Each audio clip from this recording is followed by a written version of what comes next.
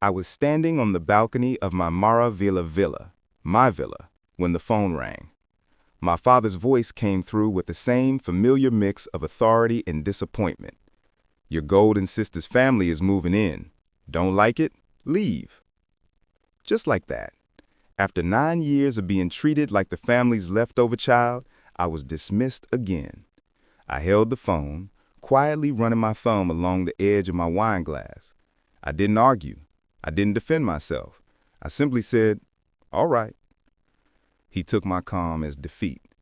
But it wasn't defeat. It was permission. Because by then, everything he feared had already been set in motion. For years, I convinced myself my parents couldn't help it. I thought favoritism was a kind of blindness, not a conscious choice. My older sister, Selena, loud, demanding, always needing attention, naturally pulled every spotlight toward herself. I learned to stay quiet just to hear my own thoughts. When I graduated at the top of my class, they praised her for guiding me. When I bought my first car with money I earned myself, they scolded me for not letting her choose the color. And when she married a man whose biggest achievement was keeping his beard neat, they acted as if her wedding improved the family status. By the time I turned 24, I understood something important. I wasn't a daughter to them.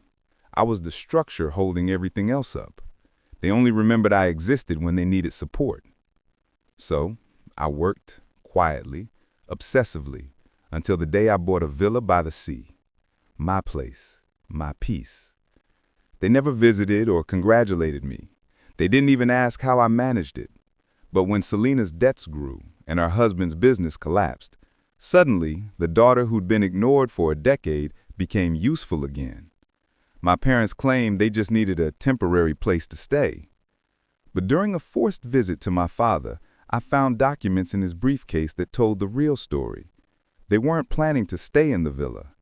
They were planning to transfer it to my sister without my knowledge. What they didn't know was that the property they assumed was under my name wasn't. The moment I realized this, something inside me settled. Not shock, not sadness, clarity. They didn't see me as a person. They saw me as something they could take. So I didn't yell. That would have been expected. I didn't beg, accuse, or cry. Instead, I smiled. I poured tea. I kept the conversations light and meaningless. Then, I hired a lawyer. I moved the villa into a private trust, sealed, secure, unreachable. No name they knew was attached to it.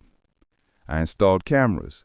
I recorded every conversation, every rude comment, every entitled demand. And then, I waited. After 9 years of being sidelined, patience came naturally. They arrived at sunset with 3 cars, 2 kids, and enough luggage to move into a country, not a house. Selena stepped out first, wearing sunglasses even though the sun was behind her. She didn't greet me. She simply looked past me at the villa and smiled like it already belonged to her. My mother, Elena, brushed past me with her usual dismissive pat on my arm. "You'll need to move your things out of the master bedroom. Selena needs space." I nodded, polite, unbothered. Every word I spoke that night was a small spark. They thought it meant warmth. They didn't realize they were standing in a room already wired to burn. The next morning, they gathered in the living room, complaining about everything, the air conditioning, the towels, even the tea. I set a folder on the table and sat across from them. "What's this?" Selena asked. "Something you all should take a look at," I replied. As they opened the folder, their expressions shifted. Confusion, disbelief, and then a quiet, growing fear. Inside were the trust documents, the updated ownership papers, and the timestamps proving the transfer. "This villa isn't under my name anymore," I said evenly. "And it's definitely not something you can gift." My father Victor snapped the papers closed. "You can't do this." "I already have," I answered. My mother's voice shook. "So where are we supposed to stay?" I shrugged gently. "You said last night this place belonged to you." I assumed you had a plan. Selena stood up abruptly.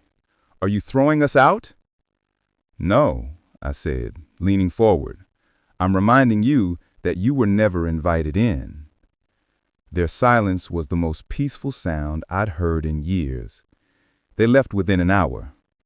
No dramatic speeches, no apologies, just car doors slamming like the ending of a long, exhausting chapter. That night, alone again, I walked back to the balcony. The sea was calm, matching my mood. Revenge, I realized, isn't loud. It's not shouting or fighting. It's being precise.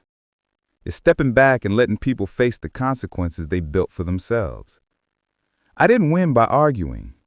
I won by refusing to play the part they assigned me. And now this villa is more than a home.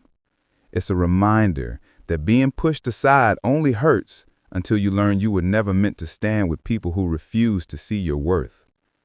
And sometimes the best revenge is simply living the life they thought they could claim.